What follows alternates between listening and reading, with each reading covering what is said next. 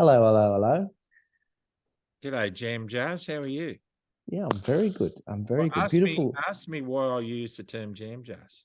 Why do you use the term jam jars? Because Jammal and Jam Jazz, for some reason, I don't know. So I just think of you as Jolly Jam Jazz.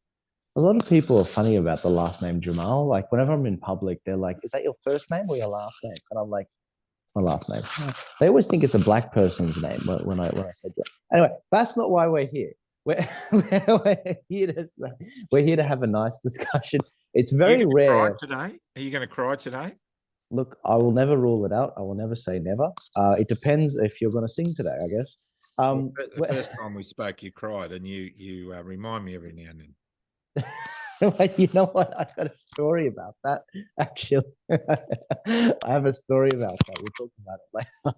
But ladies and gentlemen, welcome to the conversations. As usual, we have these beautiful conversations with the legendary Graham Hood, former Qantas pilot, longest-serving pilot at Qantas. Lost his job due to the mandates. New channel together as well. And the people in America love Graham. I was talking to them this morning. They're really excited to have Graham Hood on the platform. He's an excellent addition. And yeah, Graham, I really wanted to have a chat with you today because we're always talking about politics. And, it's such a shame because I know that I've got a lot of value to add outside politics. I'm considered the election guy, but only 25. You've got way more to offer in terms of, when it comes to knowledge on life, marriage counseling. Were you just saying that it's your anniversary with your lovely wife Michelle? Yeah, it's our 15th anniversary today, and it's the 15th of December. And Wow. I guess you can say I forgot it. She's not angry about it, but didn't forget the anniversary. I just didn't know what date it was. I didn't know today was the 15th because every day blends into everything else. And I got to correct you, Jolie. I'm not the longest serving pilot. Oh, So I was up there, but I wasn't the longest serving pilot in Qantas. No, no worries. Well, I I, just I looked think like it it. it just looked like I it's such a coincidence. I didn't know that it was that anniversary either. But at least God remembered it because I've been talking about this for a while. You and Michelle have made an amazing impact on a lot of people's lives. Whether it's helping young couples or old couples through marriage counseling of sorts, whether it be coaching young men to get out of really dangerous habits like pornography. I used to run a lot of Bible studies myself with young men, and I thought this could be a really cool thing to talk about. And this is the problem, Graham. We're used to being the people that invite people on and we facilitate discussions. But I really wanted to extract that value out of you and hear what some of your experiences in the therapy you've helped other people do with you and Michelle. And yeah, I think that in this festive season when perhaps we need to exercise some patience with our family, maybe some people need to hear that message rather than more of the same politics. Yeah. Um, but yeah, I mean, you know, I just realized the other day that we've got to stop saying 2 years. It's been 3 years since this crap started. I mean, what are your thoughts on that? That went quick. I know. I better remind you that your microphone's banging on this shirt and it's making a noise. No worries. I'll put it like that. How's that? No, it's still banging around. Oh, that's no good. Let me unplug it. Something's happening. Go on. There we go. How's that? Jolly Jam Jars Unplugged. No, it's funny, Joel. You say that because we've just done the second part of our tour. We did all in Queensland. We just finished it about 3 weeks ago, and everyone says to me, "I've been following you for 3 years," but it's not. It's not 3 years. It just seems like 3 years. It's 15, 16 months for me. Yeah, Michelle's in the background. She's coaching me. So it's about 15 or 16 months, but it feels like forever. Yeah. Why wouldn't it? I mean, it's really been an arduous journey. I mean, the country has been wrung out, ripped apart, turned inside out, and it's up to all of us now to do whatever we can to try and glue it back together again, like Humpty Dumpty. we got to do this for our country, Joel. If we love our country and we love its people, and I do, I don't like a lot of the people in this country, but I love them all because that's what we're called to do as Christians. And we've got to get rid of this bigotry and hatred and we've got to bring compassion back in. It doesn't matter what people's beliefs are. It doesn't matter whether they've been vaccinated or not vaccinated. It doesn't matter whether they're red or blue. We've all got to find a way to coexist and coexist in peace. And we've got to exhaust every avenue available to us to bring about the outcomes that we all need. We don't have to go into a win-lose situation, and we should be exhausting all of that. So in the process of trying to fit that whole narrative that I've just mentioned into my life, it seems like I've been doing this for years, and I don't know, maybe I have. I've always attempted to be a peacemaker. I've always felt the value in being a peacemaker, and I've always enjoyed my role as a captain, but I never ever saw myself as a leader, because I was asked at one stage to be the fleet manager of the short haul fleet in Qantas back in the late 90s. And it was a pretty good job I was offered. And I remember saying to my boss at the time, no, look, if you had me in that job for 6 months, you'd hate my guts after 6 months because I'd be wanting to bring in massive cultural change and you wouldn't like it. And I said, so no, but I'm happy to work under a really good guy and I'm happy to assist him. I think you're a bit that way. You're a bit of a kingmaker. I'm happy to work under somebody who's a really good leader, and I'm happy to support them to be the best leader they can be without necessarily me having to fill that role, if that makes any sense. Yeah, no, absolutely. I mean, George Washington, I think, what was he? Was he America's first president? Didn't want to run for a second time. People, it was almost like they dragged him into, they really wanted him to just continuously just be almost like the king. And it's so funny. I think I said that to you in our very first interview that, I know that I like you because you don't want power and because you're someone that is actively disgusted by it. And but this is the thing. It's those very people that are the most efficient with it.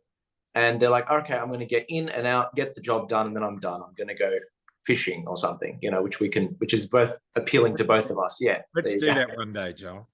Mate, I would love to. And I was planning on fishing this summer, but I had to cancel all my plans because, yeah, look, that's another story. But there's a lot of things going on over the summer. I can't take a day off right now.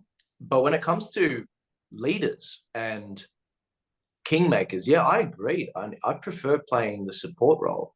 I've had a lot of leadership positions, whether it be school, outside of school, pastorally, even in the movement to an extent. But I totally agree about, leaders need to be the person that sets the agenda and the standard. And when it comes to the freedom movement, one of the beautiful things I noticed very early on about the protests is I had never been to something that had a more diverse mix of people. I'd never in the world ever seen something. It was like, because we already know Australia is a very multicultural, multi-religious sort of place. Yeah. But I mean, like Graham, there was a person of every ethnicity and every religion at these protests in Australia. It was the perfect cross-section of the country. And I was just like, wow, like, where are you going to find this? And I don't know. It took me a while to work that one out. And I don't even know how to explain it. I still can't explain it. And they were mostly getting on.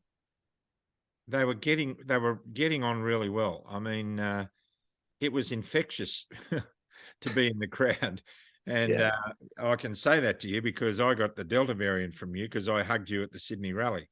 Yeah. I'm so glad for that because I've got the immunity now, and it was good. But no, that kind of togetherness is really infectious, and that's why I would love to expand that in throughout the country to include everybody. We shouldn't be segregating people. And going back to your leadership point, the best leaders, I think, are the ones who don't want to be. they don't have an agenda other than, there's a job that needs to be done. Let's get in and do it. And I think I heard Robert Malone say something about a week ago when he was talking about the so-called freedom movement, that it has a whole bunch of different leaders from different facets in it. And that's probably what it needs to have, because the minute, let's say, for example, in Australia, we put all the people who attended the protests, put them all into the one arena and said, righto, we're all going to form this one party, let's say a political party, and we're going to call it, I don't know, Freedom Australia or something. And I'm going to be the leader, or Joel's going to be the leader. Then what have we created? We've created something that we really be better off without. That's what I think the reason we're protesting is, that there are too many allegiances to too many parties, and we should have allegiance to each other as human beings. We should, if every man on the planet looked after the man on his right, we wouldn't need police, we wouldn't need military, we wouldn't need government. I know that's very esoteric, but that's the truth of it. That really is the essence of the government of God. The essence of the government of God and the love of Jesus is that we all, look, the first 4 commandments are about loving God, and the last 6 are about loving each other. And Jesus said, you complete those 2, it covers all the 10. Love the Lord with everything you got, and love your neighbor as you love yourself. If we could only, I try really hard to do that, and I'm getting more successful at it the more grey hair I get, because I realise, like, there's a little bit of argy-bargy going on between me and a guy at the moment. And I look, 18 months ago, I would have been really puffed up and stomping around the house like a madman. But I just look at these things that happen in my life now and I think, wow, that's interesting. I wonder how I'm going to come out of that. I wonder what this is going to look like in 3 months' time. I wonder where our relationship will be, he and I, in 3 months' time. And it takes all the animosity out of everything. But we're so addicted in this country. As human beings, we're addicted to being right. I'm addicted to being right. I want to be right. Until now, I've never wanted to be more wrong in my whole life than I am about this vaccine agenda. Because if I'm right, people I really love are at risk. And I would rather be classified as the greatest fool on earth for doing what I've done in the last 2 years, knowing that, you know what, the science was right. This really is working.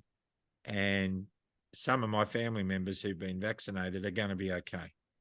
I would love to be the biggest fool, and I would love that they never spoke to me ever again because I said the wrong things. I would rather run the risk of being ridiculed, and I'd rather stand on your toes than stand by your grave. That's how I see it.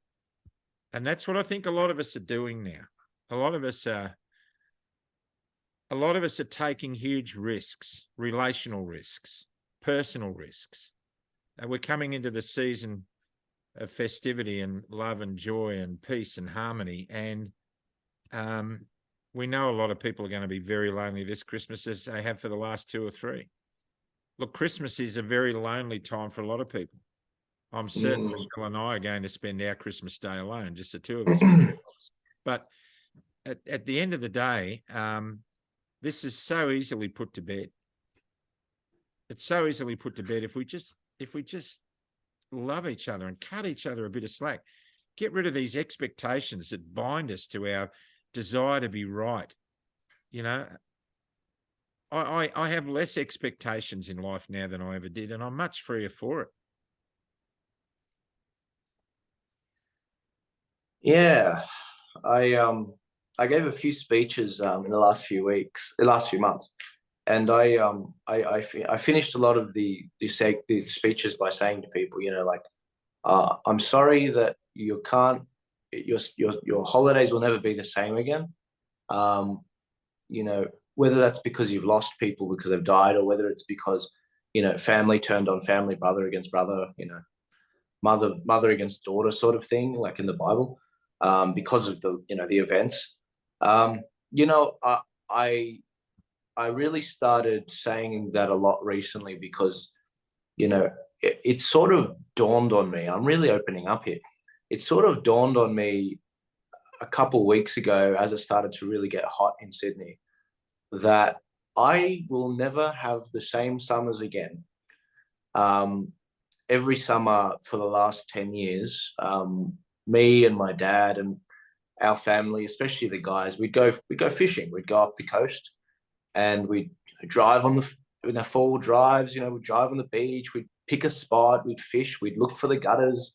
And we'd be catching good fish. Like we'd be catching, bronze whaler sharks at night. We'd be catching jewfish, shovel nose sharks, hammer nose sharks. Lots of whiting, flatheads, darts, and from a very young age, I was doing that from year 7 upwards. And for those that you don't know, in 2020, in September, I lost my father, unfortunately, and I have been non-stop since then. I have been non-stop. Like I have not stopped to have a break, not once. And this summer, I was hoping it would be the first break. And for a second there, it looked like it was. And then I realized, oh no, he's not here. I can't just get in the car and drive up the coast and go fishing. And then I realized that there's a lot of people that are in the same boat for different reasons. And I was going to have time off, but it wasn't even looking like it was going to be the same way it always was. And so, if you are out there and you're on your own this summer, I'm sorry that, you've lost, your family for whatever reason, whether it is, there was, tension or whatever. And so look, I decided to cancel my holidays, not for that reason. There's a lot of fires to put out over this summer, and I can't take time off for that reason. But even if I did have the time, I honestly am not sure what I'd do with it, other than the solitary fish, which is very sad. But my hearts and my prayers are with everyone else in a similar position. And that's why we set up the Hoodies Heroes groups, because we needed to connect people who are that way, who are feeling lost, and I think the majority of the people in the Hoodies Heroes groups are middle age or older. In fact, they are, and they're just people who feel perplexed and alone and anxious about everything that's going on. And why wouldn't they be? I mean, this world is rapidly changing. The bell curve is just going nuts. 2 weeks to flatten the curve, we were hearing two years ago. There are a whole bunch of other curves that are just going through the ceiling. And there's a lot of mental anxiety out there. There's a lot of mental health issues because people have lost the ability to, they've lost their trust. They've lost their trust in institutions and corporations, even in their churches. They've lost their trust in government. They've lost their trust in medicine. They've lost their trust in their families. And they're at a stage where they're saying to themselves, who can I trust? And that's why there's a large God component every time I speak, because even in your darkest hour, there is someone there who loves you, who can hold you and get you through that. And it's really important that I say every night to people after the program we do with John, I always say, what you did yesterday got you to today, and what you do today will get you to tomorrow. And if you love somebody and you haven't told them, for goodness sake, get on the phone right now and tell them. You may just save their life. These are critical moments in our history. Yeah. And all of that goodwill, all of that potential seems likely to be swept away at the fingertips of some mainstream journalist who wants to do a hit piece on somebody. Or not even a mainstream journalist. Some other influencer will try and do a hit piece on somebody else because they don't get on. And the whole narrative around, maybe a compassionate freedom movement is something worth responding to falls away when the people who are in that movement throw each other under the bus like they seem to be doing. There's a lot of strange things going on, and I think it's a function of the pressure that people have been under. The whole world has been put in a pressure cooker in the last 3 years. No, absolutely. I didn't realize, we often joke, Graham. I'm going to hop on these if I'm going to tear up. In our first conversation, you sang, and it gave me a lot of nostalgia, and it made me think about how the country's changed, and it may not be going back to the way it was. Earlier this week, I met with this not American girl. She's actually an Aussie girl from Melbourne, and she moved to America for the last 4 years. So she missed all of this stuff, and she sort of saw on TV what was going on here. And she came back, and I'm sitting down with her, and me and someone else in the movement, we're explaining to her exactly what happened. And honestly, I got really teary while I was sitting there, because I was just like trying to explain to someone that the country they left isn't the same country they've come back to, and telling them in detail what happened. It's quite an emotion. Like, you don't realize how much crap's happened the last 3 years. Like, it's rough.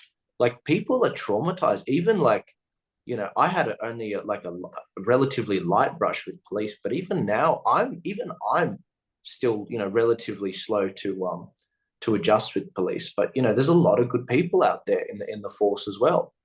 And what the government have done in turning man against man, it's completely reprehensible. And this is why we talk about having a royal commission. The reason why we have a justice system, and I think I was listening to Jordan Peterson say this, is because it takes the onus off the victim's family from going and actually getting retribution. Yep. And it's like it releases pressure from the valve. But if you have no justice, it ends up boiling over. And that's why we need a righteous government that will actually, stick to the rule of law. One of the most encouraging things that I've seen, though, is a camaraderie that's been built. And that's something that we've really seen, one of love, one of community that you've been building going around the country. And why do you think that is? Is it because, men and communities, they sort of, in very difficult times, that's when they sort of come together? Like, men that have been to war together, for example, they have a bond which is never sort of severed. Why do you think that is? Well, what I'm noticing is, as every speech I make, I finish off by doing a call to the men. The whole 2 hours that I talk at the event is about getting people to see why we're in the situation we're in and why men have become absent. And I put a call out to the men to come back into the breach. And I explain how they've been taken out.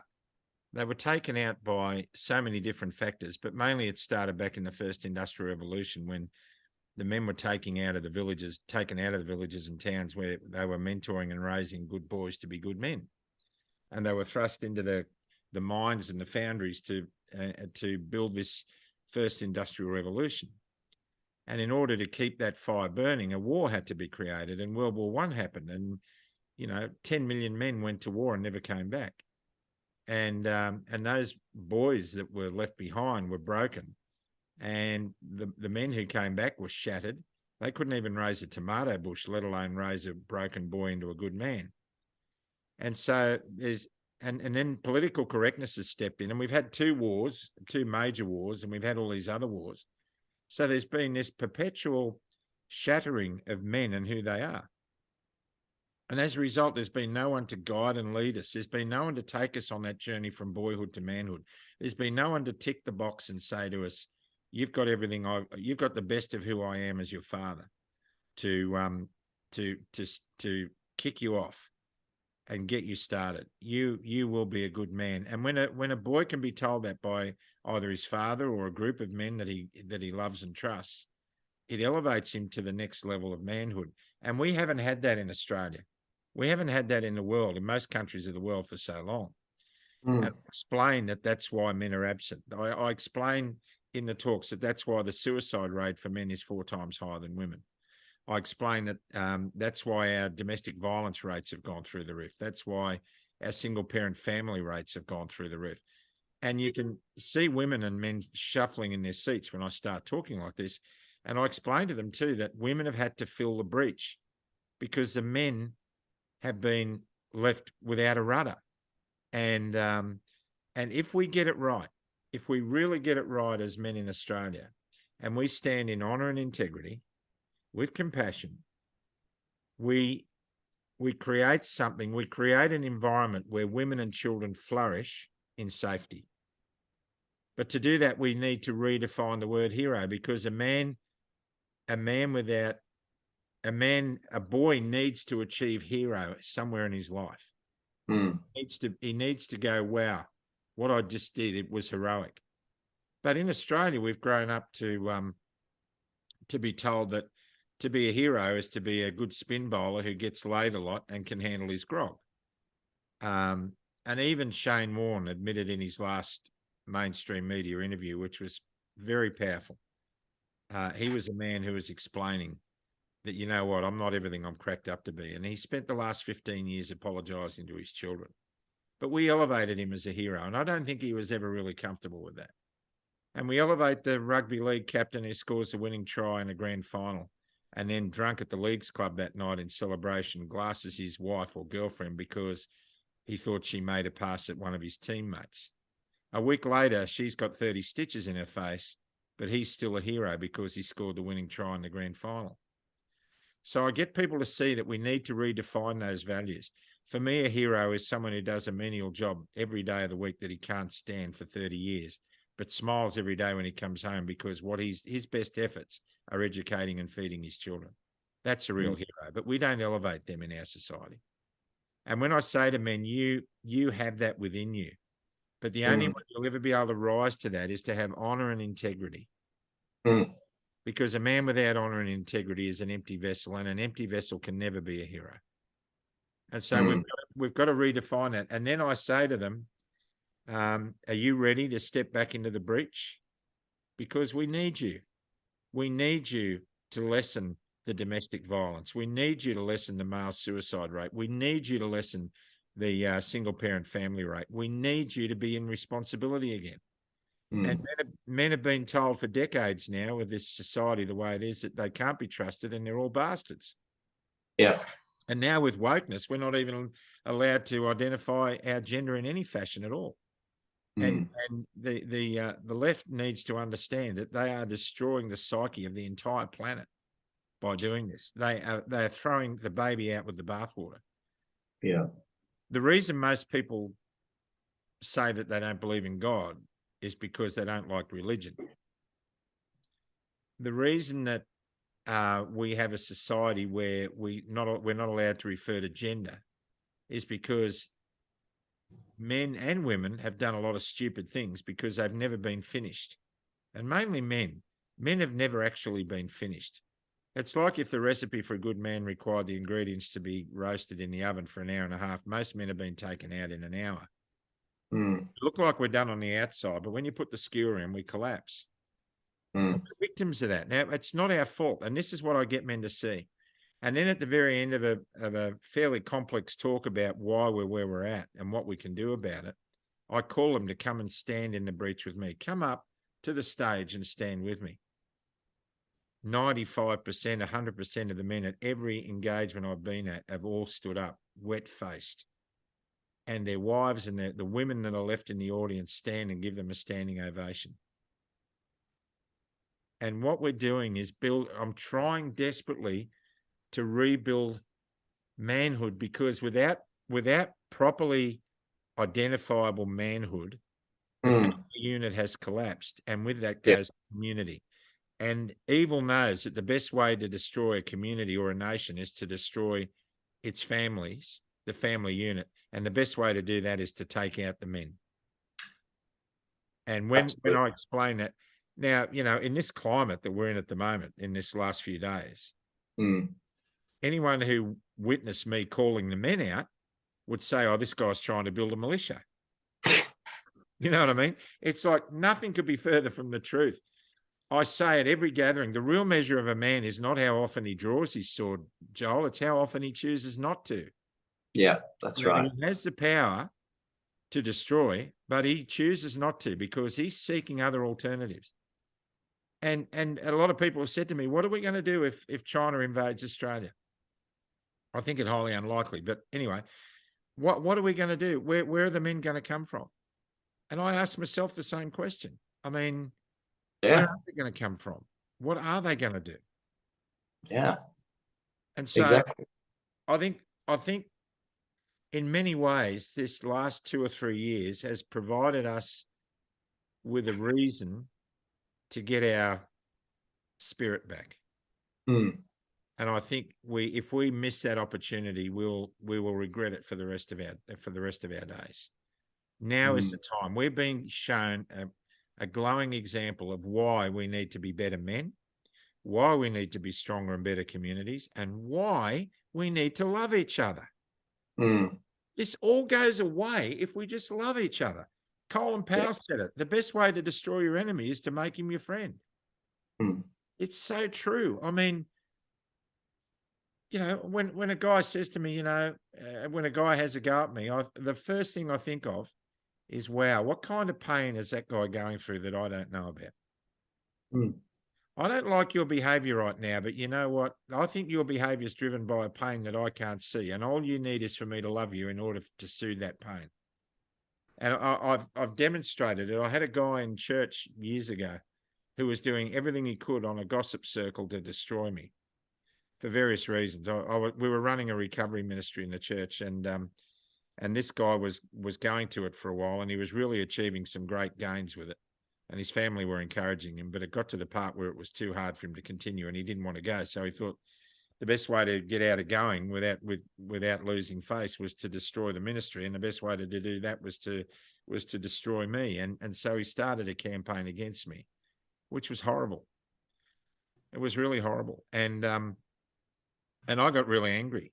For a whole week, I'm listening to all this gossip about me, and people are telling me, you got to watch this guy. And one day Michelle came down to the shed where I was building something, and she said, what's wrong with you? And I just said, what do you mean what's wrong with me? Why can't you see what's wrong with me? Why wouldn't I be angry? And she backed off, and I could see that she was a bit threatened. And as she walked away, I thought, no, that's not what I wanted to achieve. And I looked up at the ceiling of my shed and I said, I don't know, Jesus, what would you do if you were in my shoes?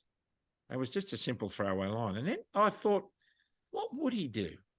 I wonder what he would do if he was in this situation. And I thought, and I verbalized this out loud. I said, he'd probably do 180 degrees to what you're going to do, because all I wanted to do was find this guy and thump him. Yeah. I thought, well, what's the opposite to find a guy and thump him? And the answer came, just love him. And I thought, why would I love him? Because his behavior is driven by a pain that you know nothing about. Yeah. And you're only making his pain worse by wanting to hit him. What you can do is love him out of his pain. And so a few days later, when I came out of the body of the church and walked into the lobby, near the water cooler was this guy with his back to me. And there were several of my friends and his standing there looking at me, walking up towards him. And I could tell they were uncomfortable because he was talking about me. And as I walked up to him, he didn't know I was there, and I could hear what he was saying, and it wasn't nice.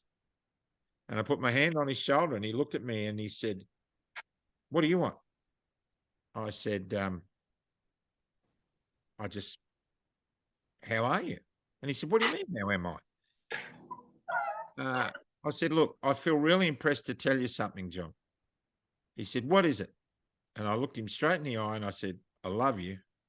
And I think that's all there is. Yeah. He said, what did you say? And the other guys are going, what? They thought I was going to hit him. And I said, I love you. And I think that's all there is. Yeah. And he looked at me and he hugged me and he cried. And he said, praise God, I love you too. And it all went away. There you go. It all went away. Yeah.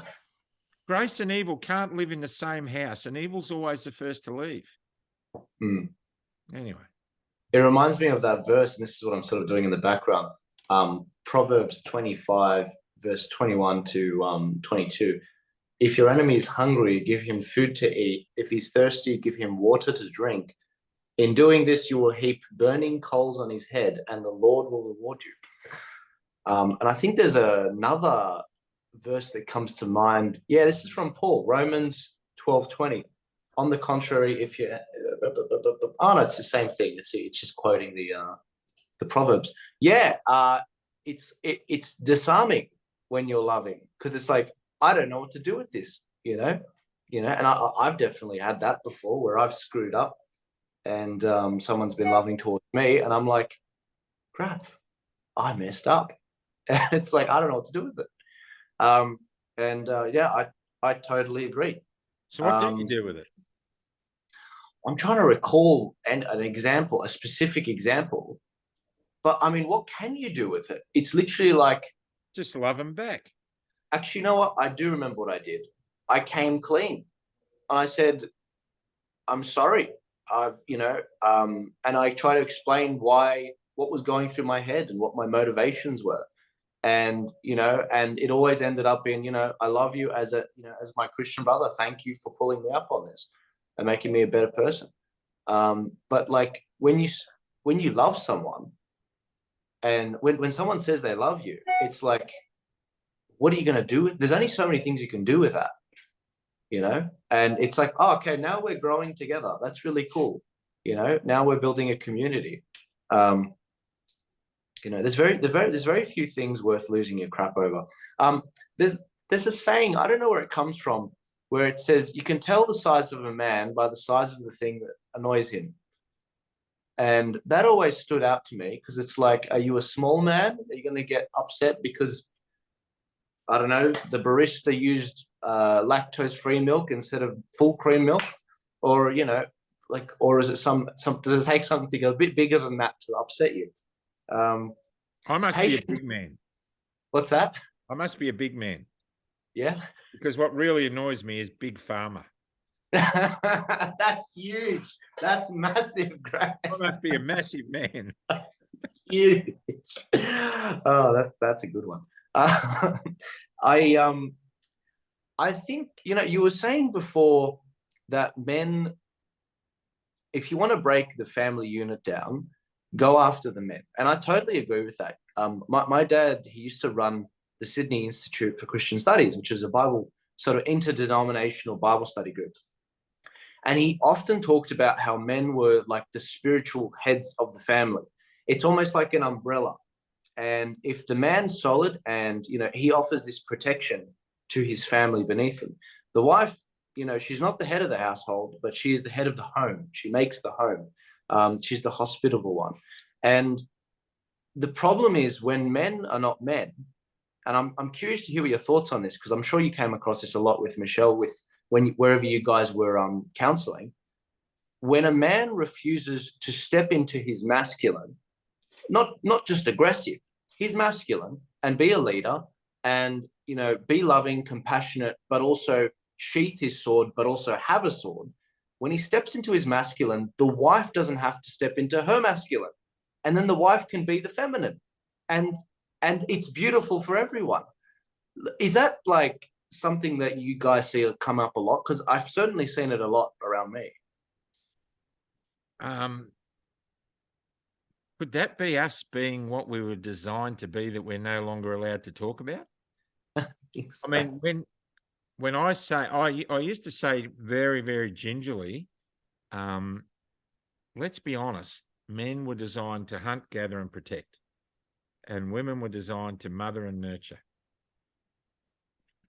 And they do it really well. Yeah. They do it well. If they're prepared as in their growth to do it well, they do it really, really well. I think it was Timothy. Timothy in the Bible was asked to get the elder women of the church to come up. Titus, that's right. Get the elder women of the church to come up and tell the younger women how to be mothers. And I thought women automatically knew how to be mothers. I thought women automatically knew how to be women. I thought men automatically knew how to be men, but we don't. We need to be shown by previous generations that can guide and lead us through the mistakes that they made, plus through their victories. And yeah, when men flourish in hunting and gathering and protecting, the women feel safe and secure, and they flourish in the mothering and the nurturing. And that's always how it's been designed. But what's evil trying to do now? Evil's trying to take away all of that. We're all the same. We're all, there is no gender. You can be whatever you want to be. You don't even have to identify as a human if you don't want to be. All these things are being deliberately destroyed because mostly they weren't ever done properly before. But rather than destroy what we're initially contextually designed to be, why don't we examine where we went wrong and put that right and leave everything the way it is naturally? Or am I just being pie in the sky? Yeah. I've never seen a woman offended by those comments in any of the speeches I've made. Not one. Not one. They've all been, at the end of every meeting, they come up and they hug me and they say, look, what you're describing is everything I've always wanted. Yeah. And we've got to invest in that. We really need to invest in that as a country. And to do that, I'm sorry, but we need to kick this woke political correctness to the curb, because we're not going to achieve anything by doing that. We're only going to hasten our demise. No, I totally agree. And I think that, that's partly why with this long march of the institutions and this assault on, the very fabric of our society, like the very foundations, like visually, it looks like an earthquake, where you see the sort of big building sort of shaking, and people like things that they thought were stable going all over the place now. It's like, oh, okay, like that was solid. Now it's all over the place. Like that's what we're doing to young kids when we tell them, oh, you can be a girl if you want, or you can be this, obscure one of the 72 genders or whatever the hell, it is. I want to pivot a bit. Suicide's been something that everyone probably knows someone in the last 3 years. What are your most, I don't know how to say this, compelling points for people when they've, like, if you've got a short period of time with a person, maybe 5 minutes, what do you say to people, especially young men? Because as you said before, women do attempt suicide at a higher rate, but men are more successful because they use more lethal force. They're 4 times, did you say, more likely? 4 times more likely than women to take their own lives, and women are 7 times. Women talk about suicide 7 times more than men do, but 4 times more men than women actually do it. Right. The underscoring reason, and look, I'm not a counselor, Joel. I've done I do a lot of listening, a lot of mentoring. I apply my own life's experiences because I've been to the doorway of suicide. And I believe that my strength lies in my vulnerability. That's why I admitted from the very beginning that I used to have a pornography addiction. And there are some people who use that against me around here these days, but I don't care. Is that right? Oh yeah, like nobody else has ever got a problem. But yeah. And what Michelle and I have realised in the work that we've done, she's a qualified psychologist, and we run a 12-step recovery program called Recovery Road, and it's a Christ-centered program for anyone with a hurt, habit, or hang-up. And underscoring every anxiety, depression, suicide, or addiction is a feeling of not being loved and being rejected. Lay down, that is it. Look, sometimes there are chemical imbalances, true. But the main human trait that brings people to the edge of suicide, depression, anxiety, and addiction is a feeling of not being loved and rejected. So the worst thing you can do to somebody who's anxious, depressed, suicidal, or addicted is to drive them deeper into the pain that drives their addiction, suicide, anxiety, or whatever. You have to do the opposite. Instead of condemning them, you have to love them. Mm. And one of the big things that I try and do by asking questions and sitting with guys and listening to them is to get them to start loving themselves, because they don't get that they are forgivable. They don't get that they're acceptable, they're lovable, they're capable. They don't get that they're all the ables. They get that they're useless, hopeless, helpless. All the less comes from the devil. All the able comes from God. Yeah. So when I get to see that, I share my testimony of how close I came to suicide. And I say to them, in every man, there is another man. There are two people inside of us. One of them needs to drown. One of them needs to die, not both of them. And that's what I love about baptism. Baptism is drowning the one that needs to die, and coming up with the one who needs to live without the burden of the one that just died. And baptism is symbolic of connecting with the creator of the universe, with Jesus Christ. It's a beautiful thing to do. And so I've always said to men, look, there is someone who needs to die within you, but not both of you. You need to drown the one that makes you feel wretched. Yeah. You need to call him out, and you need to identify who he is and where he came from. And you can bet your bottom dollar it'll be around some rejection from dad. Normally it's dad. Some rejection. Sometimes it might have been a teacher. Imagine a young Pavarotti singing in the shower and having his dad stick his head in the bathroom door and saying, cut it out. Have you ever listened to yourself? Little throwaway comments like that stick with people for so long in their subconscious, they don't even recognize it. And nothing drives that more than sexual abuse of children. It is horrendous what that does to people. It's horrendous what it does to people. And we've been working in that space for many years now too. 16, 17 years we've been working in that space, Michelle and I, trying to be an advocate for victims, trying to turn victims into survivors. We do a lot of that. Like, we do a lot of work with broken marriages. A lot of couples come to us as a last resort before divorce. I think we've done about 400 couples. We have one couple for a weekend, just them with us, the four of us together, and they come on a Friday night and they have a lovely meal. Michelle does a roast, and we normally target them with a couple of questions to get them to fight at the dinner table, so we know what the issues are. And then by the time they leave Sunday lunchtime, they all seem to say the same thing. We can't believe how much better we feel, and we can't believe how simple it was to fix it. Yeah. Because underscoring everybody who's at the edge of ending a relationship is this feeling of not being loved and not being connected, of not having their emotional needs met. There's a great book called The 5 Love Languages, which speaks into that very, very nicely. And basically what we undo is unpack all the garbage out of their shopping bag and throw that away. And we lay out what's left on the table and say to them, this is what's left. Can you guys build something with this? And that's what I try to do with guys who are on the edge.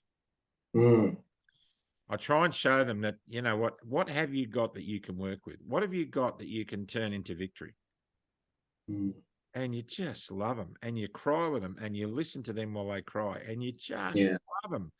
I hate to keep going back to the word love, but I think it's important that we examine that love is not just fluffy and lovey-dovey. Love is loving somebody enough to risk your relationship with them, to tell them that they're doing something that's not supporting their character. Character defects are things that we've all got to be looking to remedy in ourselves. And for me, the best thing I can do for a man is to show him that his strength lies in his vulnerability. The reason more men kill themselves than women, and more women talk about it than men, is because women talk about it. They get it out there. My strength lies in my vulnerability. I talked about my porn addiction, and everybody knows about that now. I don't try and hide it. So somebody's going to come up and say, oh, I know he's a porn addict. Oh, duh. Everybody's heard that. You know what I mean? It's like, anyway. It's so stupid. I feel like if you haven't been to the darkest, a really dark place, then when that does hit you down the line, you won't be ready for it. If you've been to a very dark place, it means you are able to hold a very heavy load later on because you've been there. It's like I already know how bad things can get. You can't do much worse than that. So come at me, bro, sort of thing. But I totally agree. It all comes back to faith, hope, and love, and the greatest of these is love. And I think that's why we keep coming back to it. Jesus is love. God is love. Jesus is love in personified. Dying on the cross, even though he's innocent.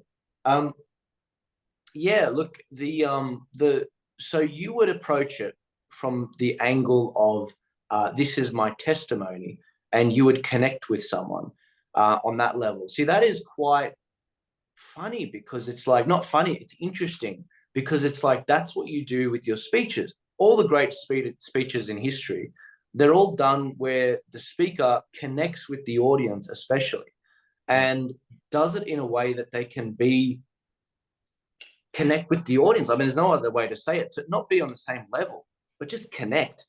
And then the audience can sort of, feel that they can be in the shoes of the person who's speaking. And that's what people want. They lack that connection. And I think that with suicide, I've helped a lot of young men as well, and that's exactly what I do as well. I tell them, my own struggle with suicide, and a lot of people they think, oh, Joel, struggled like a long time ago. No, I actually, as early as I think it was February 2020, before the sort of pandemic stuff kicked off, I really had to wrestle with that because, and you know what's funny? Things don't have to necessarily be bad for suicide to be a thing. And things were going all right for me at that time. But life was it was almost too easy. And life was like bland and meaningless. And as a Christian, you could almost reconcile yourself into going somewhere better. I can see how that would work. But what was the really big thing that challenged me to not do it, because I was thinking of doing it, was this tragic accident that happened in the local area where 4 young kids were taken out. They were, in a road accident. And I happened to miss that accident by about 15 minutes because my mum said, I was on the way to a party. It was scheduled for 8:00. My mum said, they probably won't have food there because it was one of the, no offense to the Aussies out there, but it was a BYO everything. And my WOG mum was like, you got to eat something before you go. And so I was 15 minutes delayed. And then I come back and this particular road I was going to drive on, it was completely filled with ambulances. Like I'd never seen, to this day, I haven't seen that many ambulances in a street before. And I arrived there before one of the parents had arrived there. I saw the full range of emotions of that parent, even invited them to our house so they could gather themselves. And I thought I was willing to throw away my life so cheaply, what these parents would give anything for. And there was 4 kids. Like, I can't reconcile that. And to make matters worse, my own friend from school tried doing CPR on one of the kids after the accident. He lived there on the corner. And they were walking home, weren't they? And they were on the footpath and they were hit. Yeah. It was absolutely tragic. And the driver, I do believe he was not only under the influence of alcohol, but also drugs. And he was doing something like over 100 Ks down this hill. And, that makes you think. It's like, wow, this family, they've copped such a massive loss. And what would they give to have any one of those kids back? One of the families lost 3 kids and the other one lost 1 child, And so that really put things in perspective. And I'm not even entirely sure if my mum didn't say anything, that I wouldn't have been in that accident myself. And anyone that I would love to show you one day, Graham, that street. The memorial's still there, you know, and that's the first thing. And the second thing is everyone is gifted with an amazing talent. We've all got, you know, different toys that God gives us to play with in life. Our DNA is unique to us. We all have something to offer, and to rob the world of that light that we could be shedding is a huge travesty. Everyone's got something to offer. And on the porn addiction front, that's something as well that I've had to deal with a long time ago. I think in 2015, 2016. And what killed it for me was, you know, and there's a bunch of things, you know, that helped me with that. It was the, when I got into my first relationship, it just seems to make sense to just cut it off.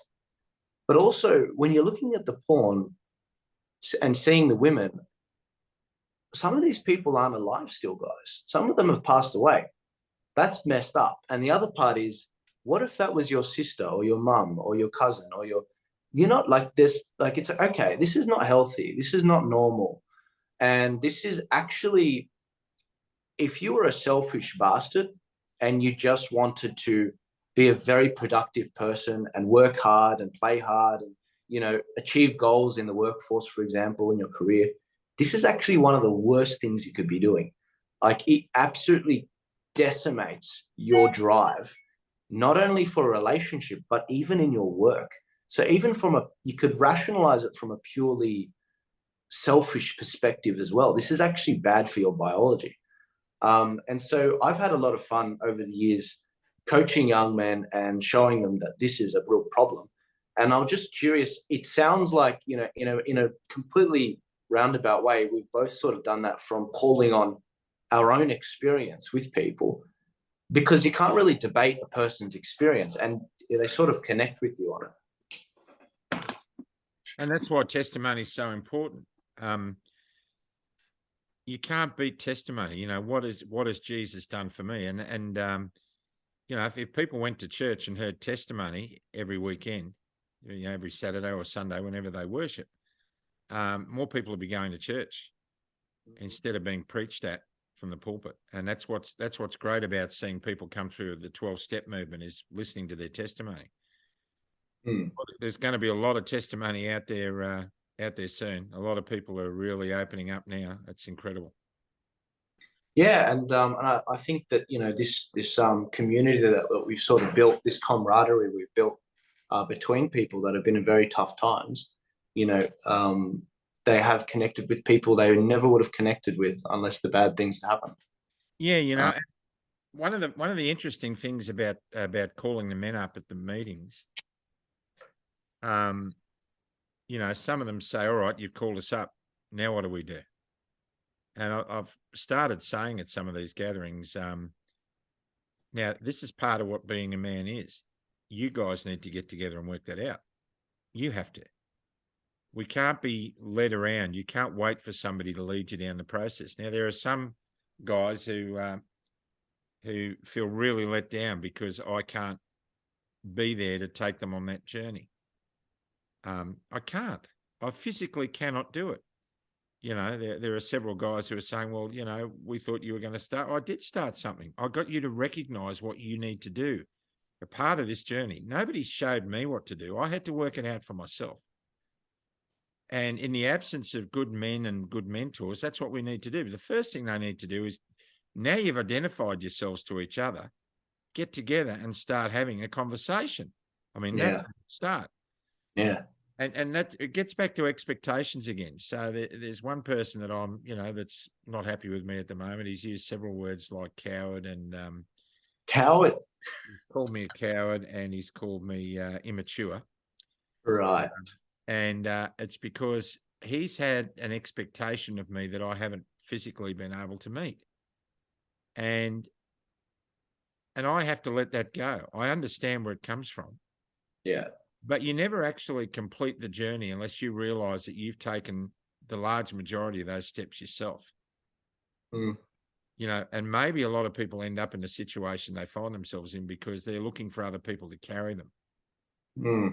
In actual fact, we've got to start that journey, and sometimes we've got to carry other people along the way. So it's a very interesting time. Look, the last, I know we're running out of time probably, but the last 18 months for me has been incredible.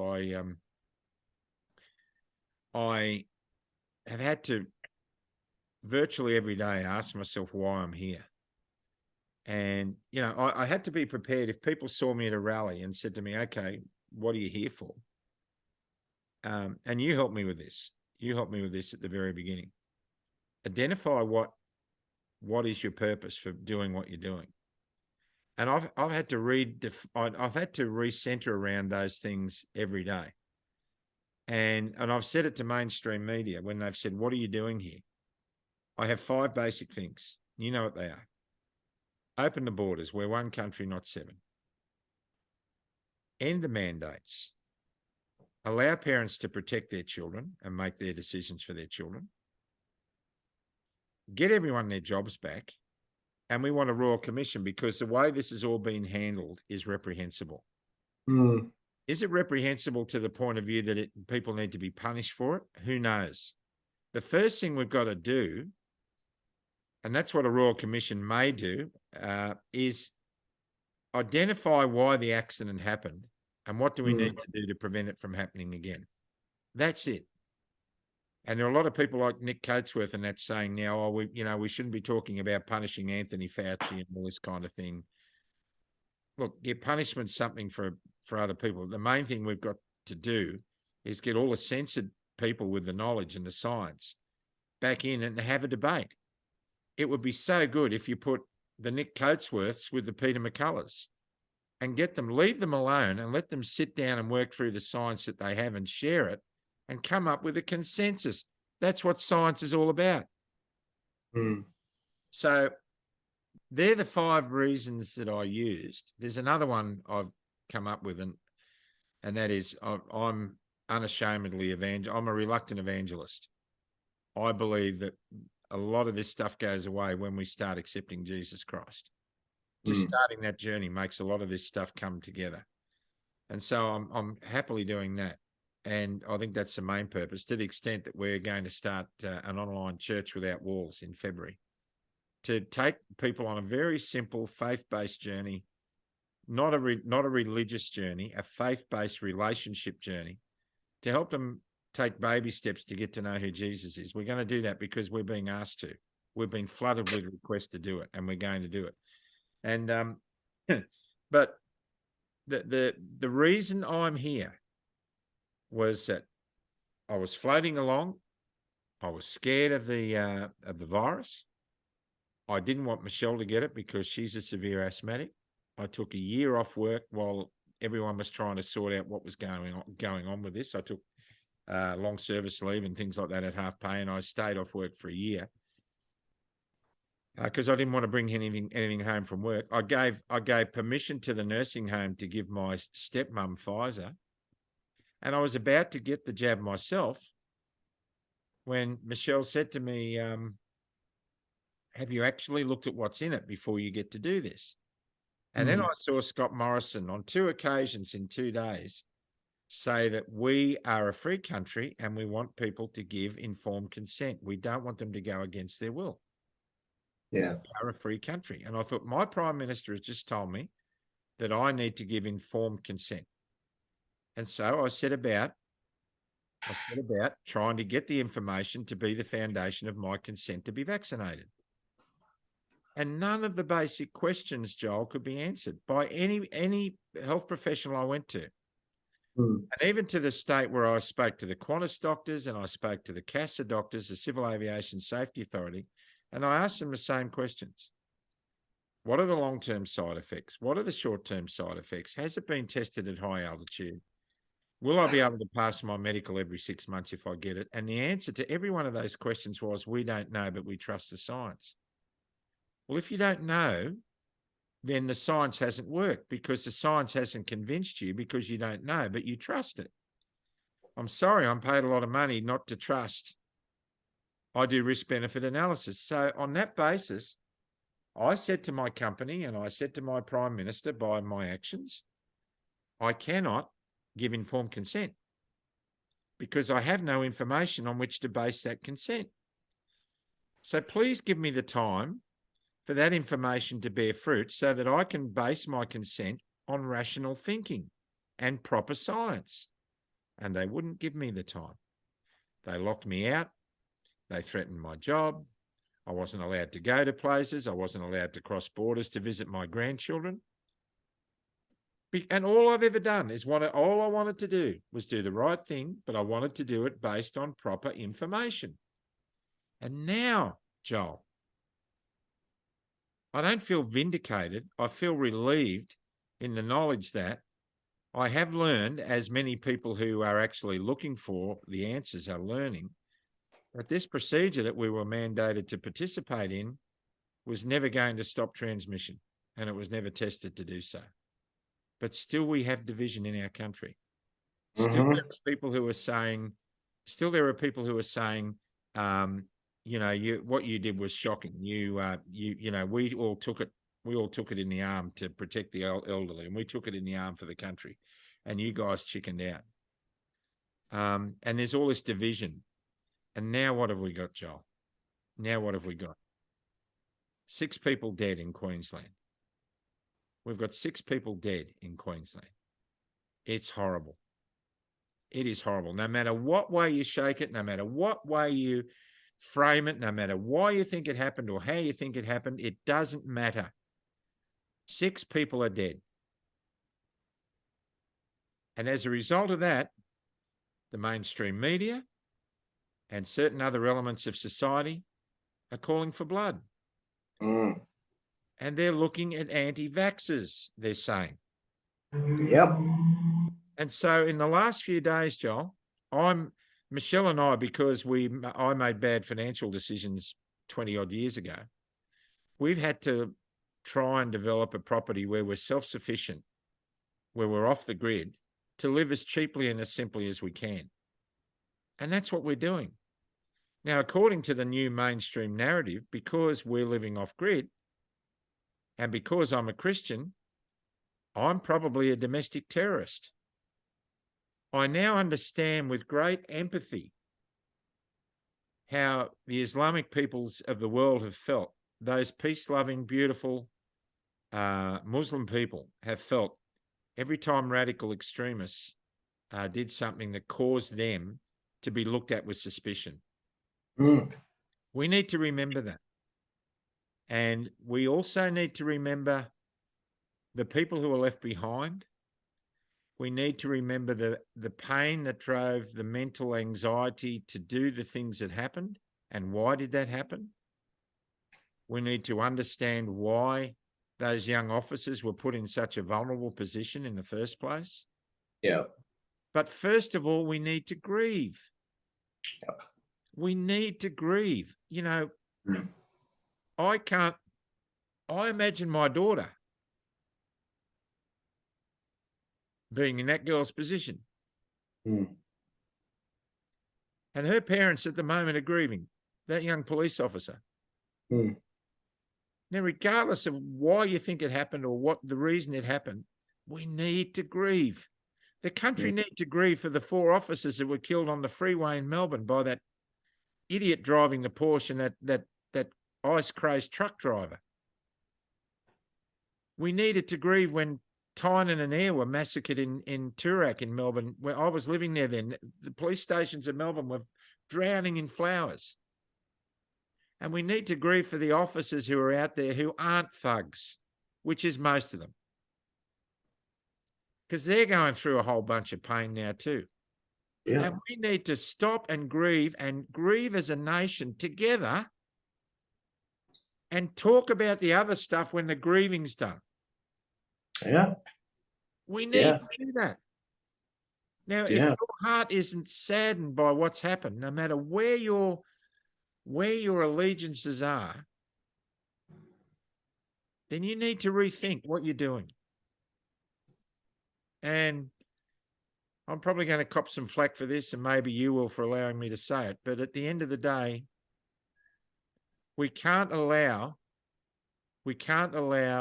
conjecture and theories and personal feelings to interrupt someone else's grief. Mm. We can't allow ourselves to do that. It's not a luxury that we can afford. Mm. And so my message to everybody, and particularly the mainstream media, for goodness sake, hose it down, guys. Yeah, Hose the it down. absolute scum of the earth. They Like, are. seriously. Hose it down. You are, look, you throughout the pandemic, you ramped up the fear. You've ramped up the division. You've labeled people as anti-vaxxers. You haven't even sought to understand why people were there doing what they were doing at the protests. Mm. Your behavior has been reprehensible, and it is typified now by what you're doing. By looking for ways and means of analysing and circumventing responsibilities, many of whom you are responsible for yourselves. There's a whole bunch of different organisations responsible for what's going on at the moment. Literally, it's like, are we just going to pretend how you gaslit the Australian people for 3 freaking years, and big tech censoring people online, driving them into echo chambers where we can't challenge their ideas and keep each other accountable? And then this happens. Now, we don't know the facts. We're in the grieving period, as you said, Graham. But for the media and for everyone on the left and the right to look at it and be like, this suits my narrative. It doesn't matter who you look at. They're all saying, this suits my narrative. This proves what I've been saying. You don't know crap. You don't know what's happened. Yep. Like, who's your contact? What's your source? This isn't journalism. Like, we have to, like, this country is a powder, what's the word? It's a powder keg right now. Yeah, it is. And it's summer. People are fired up. This time last year, the government and police agents and the mainstream media tried to pin the burning of the entry of Old Parliament House on the Greater Freedom Movement. And it couldn't be further from the truth. We were all on holiday. Like, the mainstream media has been described in America as the enemy of the people. This is why. Violence is never okay. Look at the history of Christianity. Look at the Christians being slaughtered in the early Roman Empire. Yeah. They had to run from Jerusalem. This isn't about a nation rising up, against another nation and making war like what happened in World War I and World War II. You don't commit violence like this. This is just, we don't know the facts. We do not know what's happened yet. And the family on both sides need to grieve. We need more information on what's happened here, and compassion for everyone. Everyone here has been dealt a poor set of cards. Some people, some of these shooters lost their jobs because of the mandates. I mean, is there no compassion for them? Of course, we should be compassionate for the police officers as well. They were doing their job. It's a tough job, and, it's just, Graham, I'm sick of people pretending they know everything about a situation where it's impossible for them to know. There's no sources right now. We're still learning,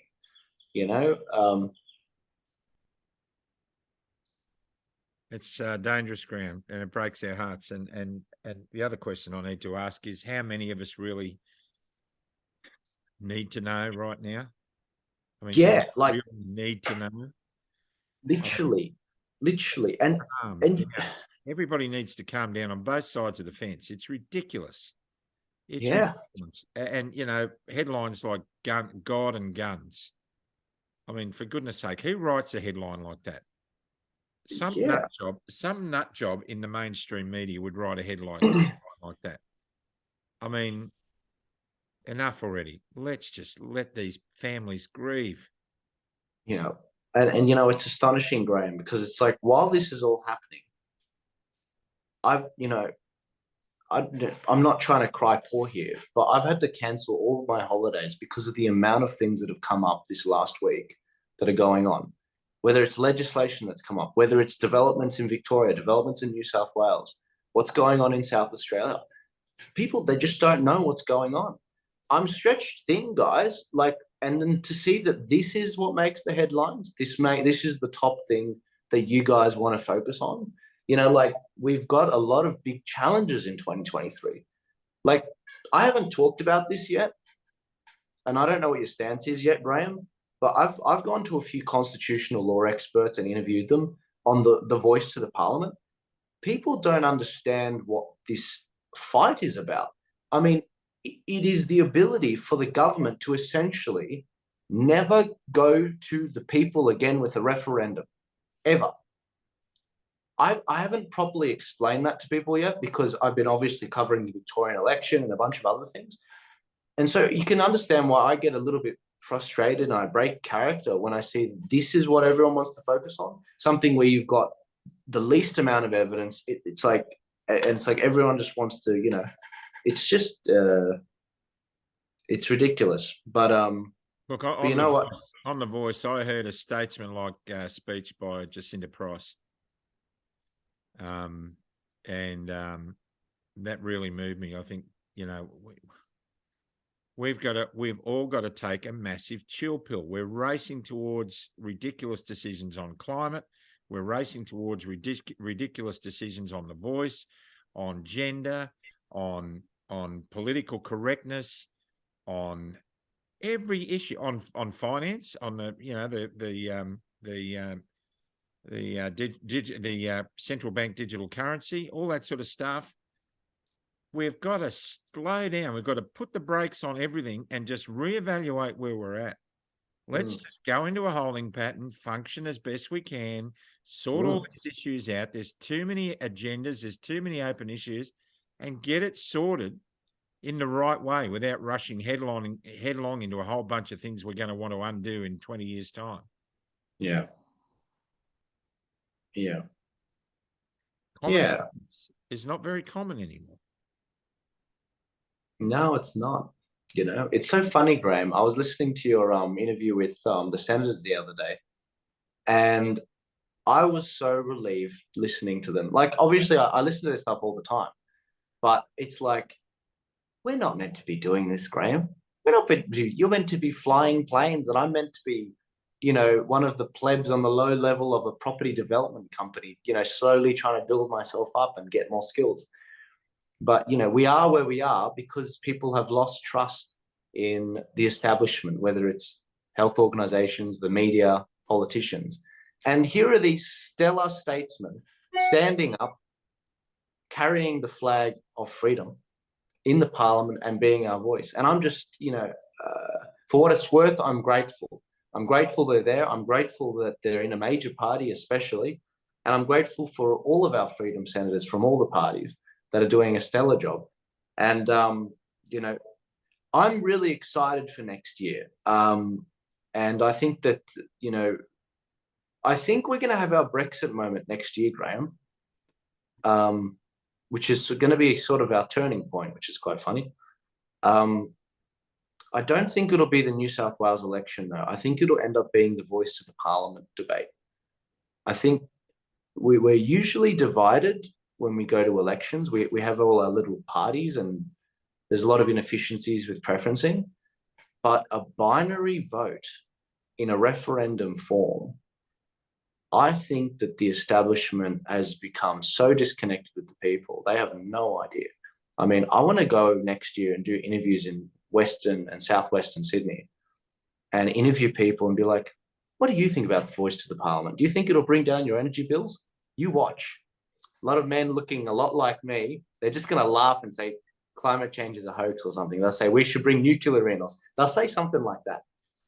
And I think that it's going to be a rude awakening for the Canberra establishment. Well, I hope you're right. I hope you're right. I'm just putting all my faith in the heavenly government. And I don't know how this is all going to work out. I mean, spiritually, I feel that the best we can hope for is a minor political correction.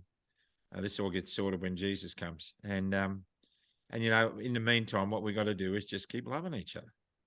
Yeah. And sometimes with a tough love, sometimes with a love that says, hey, pull your head in. what you're doing is not developing your character. And we have to do that as a nation. We have to be prepared to do that. Don't worry about it. It's just the dogs going nuts here. Now, look, I'm into that. And, you know, you and Michelle have, you know, offered a lot of people out there some encouragement and some advice on how to improve, you know, become leaders in their immediate family, in their own life, taking charge. And as Jordan Peterson would say, that starts a chain reaction into the wider community. You've got to start by cleaning up your own bedroom, cleaning up yourself, cleaning up your immediate family, because if you can't manage, you know, your own family, how can you manage the family of God? And, you know, and I think you've given us some really good pointers in this conversation. Well, I've got to admit there too that, you know, we haven't got our own family sorted out by any means. I mean, you know, families are very fluid, complex arrangements, and especially blended ones, you know, when you come together. Like, it's our 15th anniversary, so you can see I've been around a little while. So we remarried 15 years ago. There are issues that come with that, but we do the best we can to navigate through those. And that's what we've got to say about our relationships in the nation. Yeah. We've got to love Mark McGowan enough and Daniel Andrews enough to say to them, you know, you're being dictators and you've got to pull your heads in and come home and all will be forgiven. Yeah. God forbid you have your life perfectly together. People wouldn't be able to connect with you anymore, Graham. Well, nobody's got their life perfectly together. Not even you, Joel. Yeah, I know. It's surprising. You've got the world's most perfect eyebrows, but you haven't got everything together. You know what I mean? You know what it reminds me of? The I love talking about this. The thorn in Paul's side. How he, you know, you probably, for those listening, you're probably better off looking this up. The thorn in Paul's side. If you read that bit of scripture, it's really cool because it's this sort of figurative problem he's got. He doesn't tell us what it is, but it's almost like it's a sin that he just can't get rid of or whatever. That's it. And what happens is he pleads with God. He's like, please take this thorn out of my side. And God said that my grace is sufficient. Now, what I think is going on there is I think that Paul, with the thorn in his side, is most optimal in progressing the kingdom of God forward. I think that there are some things in life that when you have, I don't know, consider the guy that lost he was born without arms and legs. He's got a little chicken wing, he would say, on his foot. I forgot what his name is. Nick Vujicic. Nick Vujicic, yeah, he's great. The man was born like that. Let's call it, that's his thorn. And look what the man's doing. Look how many lives has he saved? How many suicides has he stopped? How many, you know, like, it makes you think, is there a thorn in your life that you're really struggling with? And of course, you should always work at it. But sometimes, you know, there are just things where it's just there and God's grace is sufficient and you will be more productive in the sense that, yeah. God's grace works in that situation because you recognize you've got the thorn there. And it annoys you that you've got it. Yeah. And in doing that, that's like blessed are those who mourn in the Beatitudes, Matthew 5. Blessed are those who mourn, for they shall be comforted. It's blessed are those who know that they have a sin that keeps them out of contact with God. And so I think it's really important to understand that. I rang a pastor, a mate of mine, a few years ago, and I said, I'm really worried. He said, what are you worried about? I said, I feel like I've stepped a long way from God. He said, you're really worried about it? I said, yeah. He said, thank God for that. I said, what do you mean? He said, if you weren't worried about it, I'd be concerned. And that's the thorn in the side. That was the thorn in the side for me. Why aren't I closer to God? Well, the answer is that God never moves. It's me. Yeah. Away. And what can I do? Blessed are those who mourn. I really miss you, God. Well, come home. Yeah. I go back. Anyway, we're gonna end up doing a church without walls sermon in a minute. Yeah, here we go. Graham, you're very much considered you're very nostalgic when I talk to you. You know, I think a lot of people when they listen, they sense, you know, if Australia were to have a father, you're the sort of what they envision. You always have the right thing to say, and you've always got some pearls of wisdom for your audience. And I want to commend what you've done in building your audience up and making sure that people feel that they can have.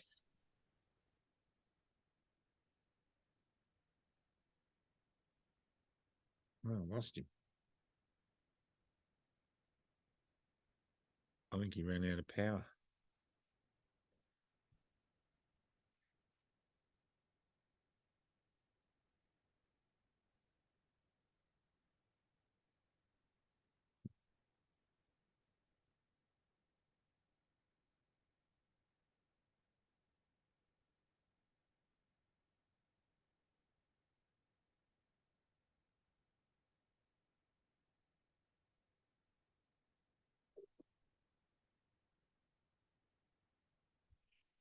Graham. Did you run out of battery? No, did you bring me back in? Yeah, you're back in. There we go. Sorry, mate. How are we going to fix that up? Look, if I'm able to get a hold of it, I can put them together. Okay. Sorry, someone called me, and really annoyingly, there we go. Someone called me during that, and I accidentally hung up, and I was like, "What the?" Anyway, I'm happy to finish that thought, and then I'll just clip it together if you want. I'll hit. Oh, we are recording still? Cool. Yeah, I think we are. Hang on. So this is one big recording? It must be, yeah. All right, cool. No worries. If you want, you can just upload this one to Rumble, and I can download it off Rumble, and I'll edit it out, and I'll put it onto your Facebook. Okay. All right. Yeah, I'm happy to do that.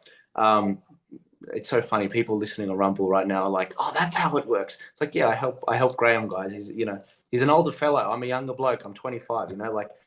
The young guys out there, you need to be helping the older people with tech. That's all right. That's right. Yeah, servant leadership.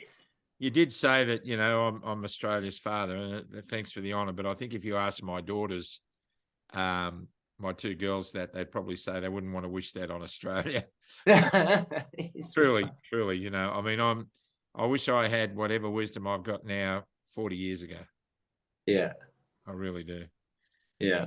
I would have done a few things differently. Yeah. Well, the point is, right now, and the last few years, you have been giving people a home where they feel like they're not going crazy, and you've given them a lot of tangible advice, as this discussion's demonstrated. And I want to thank you for your service. Obviously you haven't stopped, and you're not going to stop.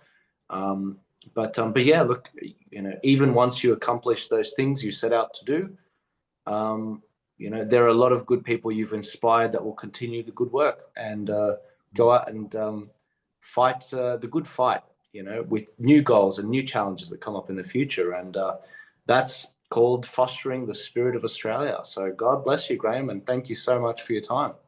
Thank you so much, Jolie. And I'm 10 years older than Johnny Larder, I think. A bit older than that, actually. No, he's not even 50 yet. And I'm nearly 70. Yeah, I'm 20 years older than Johnny Larder. Wow. So he's got 20 years to carry the flag when I hand it over to him, and I couldn't think of a better person to hand it to.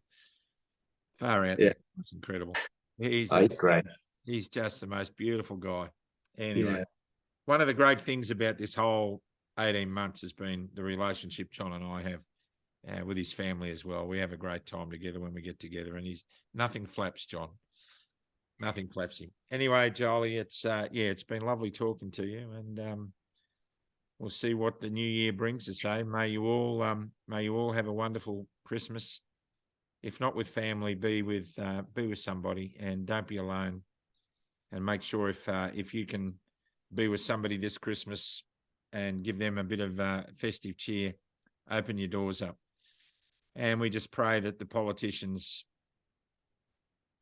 just get this right. We need to fix this up. Should we pray this out? Yeah, absolutely. Go for it. Lord Father in heaven, we thank you for the opportunity to have a frank discussion, Lord, and we just pray so much that you will help the wounds of our nation heal, that you will guide our people to a loving, compassionate empathy for each other, regardless of their beliefs and thoughts, regardless of their colour and their preferences. Lord, we need your Holy Spirit. We need you in our lives more than ever. So, Lord, as we approach a festive season for many and a lonely season for others, we pray that your Holy Spirit will permeate throughout the nation, that we may all feel some connection. For this is our prayer in your precious name. Amen. Amen. Beautiful. Thanks, buddy. Thank you so much, and thank you for facilitating this, and thank you, Michelle. Yeah, thanks for being the brains trust in the background, honey. Happy anniversary, sweetheart. Yeah, go do something nice. Go find some flowers, Graham. Yeah. Oh, there's plenty of those around here. Okay. Okay. Thanks, Jolly. And thanks everybody for watching.